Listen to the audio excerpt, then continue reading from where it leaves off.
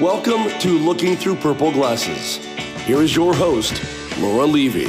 Thanks, Moj, for the intro.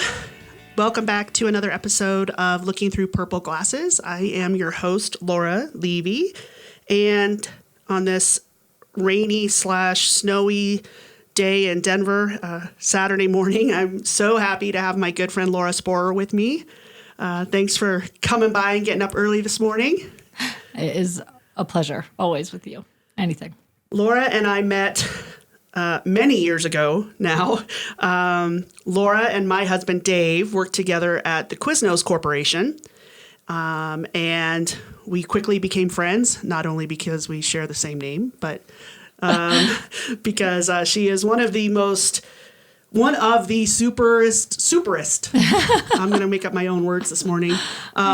Cool people that I know. And if you know Laura, then I know you agree with me and you know how blessed you are to have you in our lives. So thank you for coming in today again. And Laura is here today to talk about a new accessibility app called Roll. Yeah. So you are one of the co-founders. Yep. And you guys started about 2 years ago, right? Yeah, we started building the app a few years ago, and we officially launched almost exactly 1 year ago in February of 2023. So, amazing. Yeah. Well, why don't you share a little bit about what Roll is, and we'll just go from there. Sounds good. Yeah. First of all, thanks again for having me. The pleasure is mine. You are the super, Laura. Everybody knows it. So, Roll is an accessibility tool that we designed to make life easier for people who use wheelchairs or have mobility issues. So, it's a community-driven app that provides reliable information on the accessibility of restaurants, businesses, public spaces, trails, parking spaces. When you are someone with a mobility issue or use a wheelchair, it's really difficult to know where you can go, what places have bathrooms that you can use. I think that able-bodied people often take for granted how easy it is to go out, and given the ADA or American with Disabilities Act, we think that every place is accessible, but the reality is there are so many places that are grandfathered in that if you actually need to know where you can go, it becomes really difficult to get out. I do think it's something that I didn't pay a lot of attention until you got involved. I have a very good friend of mine that has been in a wheelchair for a really, really long time. And I can remember in my bar days going to the bars back then and realizing that even just getting around a space in a bar or restaurant could have been very challenging. And so I was really excited when you got involved with this project. And so you have been around for 2 years. You launched a year ago. Where are you today? Yeah, it's been quite an adventure. We've self-funded all of this. And so also part of the issue and why we created this is that the disability space is really fractured, and realizing that there are resources available for people, but they're not, wherever you are, it's not very cohesive. So reaching out to people has been a little bit of a challenge. So we have about 2,500 users now in almost 20 countries, which is amazing. Yeah, we just pulled that data the other day. I mean, we have people using this in India, Jordan, the Philippines. Every person that we know that has a mobility issue or uses a wheelchair or has a loved one that does, or a good friend, the moment we tell them, they realize what a need this is. I can't tell you how many times we tell somebody that we've created this and they're like, I've always thought that this needed to be a thing. So yeah, and you're right about the bars, right? I think I was telling a friend when I was starting this project with the friends, I started with Joe Foster. Oh, yeah. Yeah. Hi, Joe. Yes, who you also know. And he came up with the idea after doing a week at Ski Spec in Breck, which is an event put on by Move United. And they have people come from around the country to go skiing in Breckenridge, and they learn how to do adaptive skiing. And Joe had volunteered, and after the day skiing with everybody, wanted to go out for dinner. And a lot of the athletes told him, if you can find a place in Breck that we can go out for dinner, we'd love to have dinner with you. And he made all these calls, asked places to confirm that they were accessible. A place swore that they were. He gets there. They wanted them to come in through the alley. The elevator that they expected them to use was an old relic that a wheelchair couldn't even fit into. It was a disaster. And so Joe, says, you guys, it's not always like this for you guys, right? And everybody just laughed or, gave him this look, like, what do you think it's like? And I think it was on his way home from Breck. He just made some calls. And my dad was a wheelchair user. He passed away from Lou Gehrig's disease when I was 13. And I even remember, as being a very young person, realizing how people look at you when you're with somebody that's in a wheelchair and how difficult just problem solving. And that was many, many years ago. Right. So I think that, if you don't have to live it or do it, you have the benefit of not having to see it, right? Sure. And I think, too, that you get a phone call that says, are you accessible? I could see how a business owner, oh, yeah, of course we're accessible.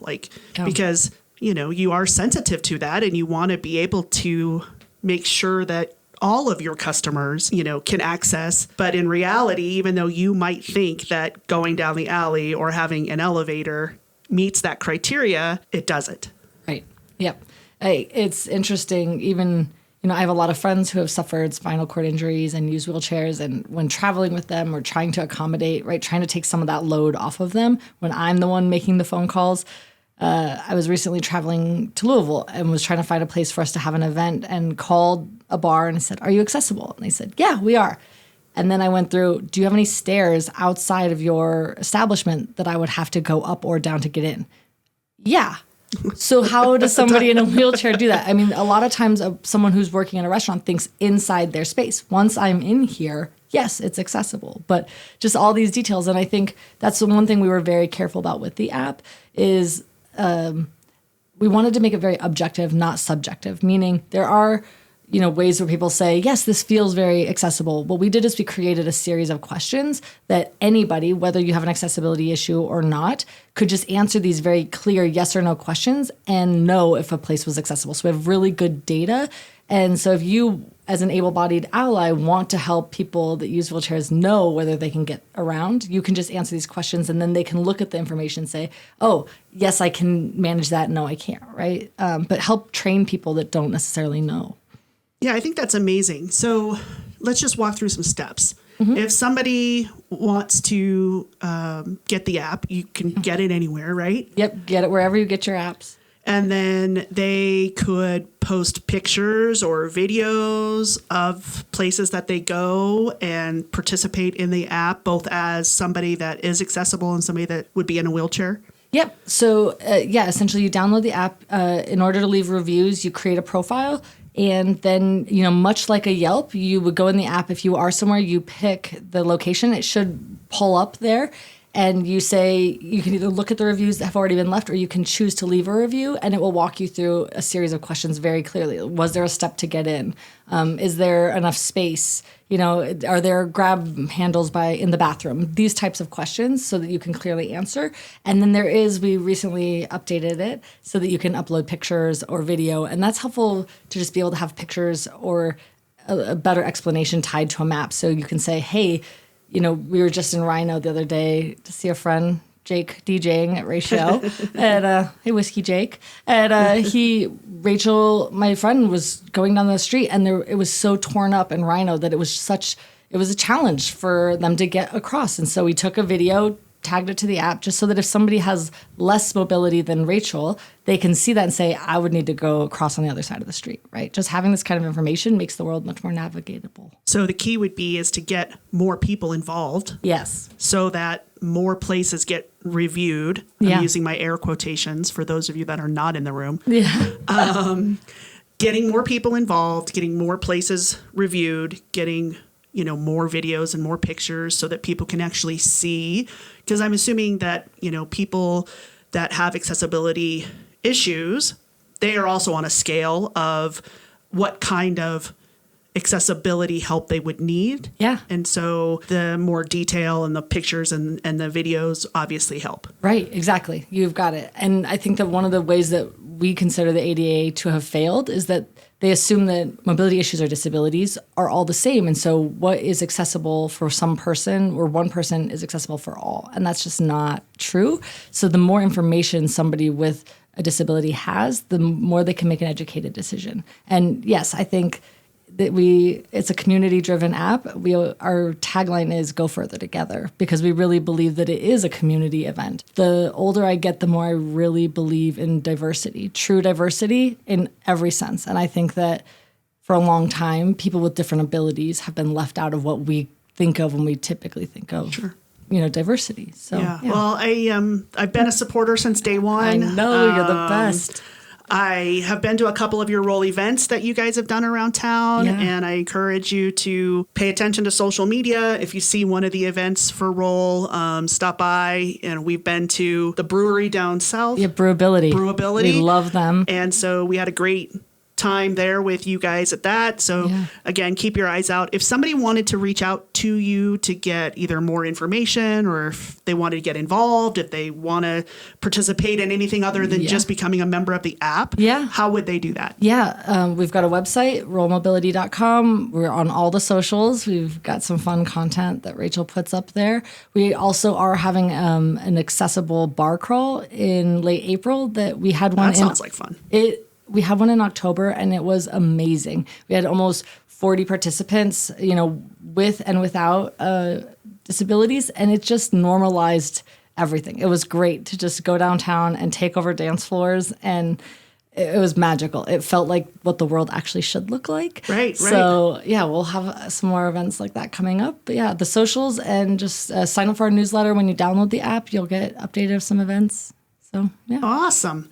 Well, I greatly, again, appreciate you coming in. We have a lot of mutual friends, and we attend a lot of concerts together, and she's my ride or die when Dave can't do something with me. So I will fill in for Dave any day. I will be his backup. Anytime. She's become an Avalanche fan.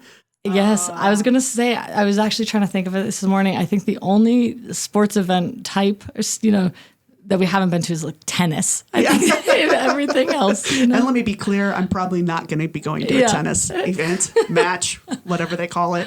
And let's just add golf. Because those are the two that I probably won't go to. But we've been to rugby games. You brought me to rugby. I brought you to hockey. Yeah. We both kind of like baseball and football to an extent, but yes. You sort of have to. I love the baseball, and I love your husband, and you, yes. So, David, so I appreciate it. I love you like a sister, and your support in this project of mine. I know you've been there by my side since day one. So if you can help with a role and you want to participate, please reach out to Laura and go to the website. I was going to say, I was listening to all the podcasts you've put out last night, and I've been listening to them as they've gone on, and just thinking the one thread that I see through all of them is the way that you support your people. Everybody that has come in is like, and we've had your support. I've known you for decades, and I always think of you, and I see how much you show up in my life and support me.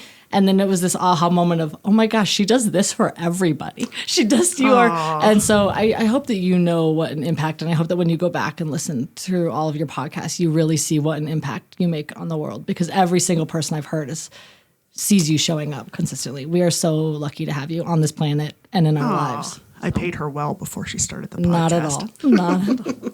Well, thank you very much. For those of you that don't know, I started this podcast for almost this exact reason, bringing really good people that I have in my life. I've been fortunate enough to have in my life for 1 day, 1 week, 1 year, 10 years, etc., that I wanted to bring to the masses. And I definitely know how thankful I am. And I hope that comes across in these podcasts.